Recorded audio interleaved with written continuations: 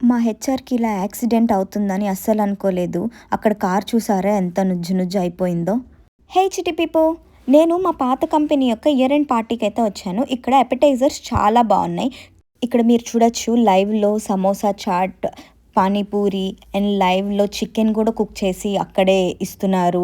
And వెజిటేరియన్స్‌కి కూడా సెపరేట్‌గా live cooking ఉంది. ఇక్కడ లోపలికొచ్చేసి అన్నీ తీసుకొని ఇంకా లోపలికొచ్చి తిందామని ఇంకా కూర్చున్నాము.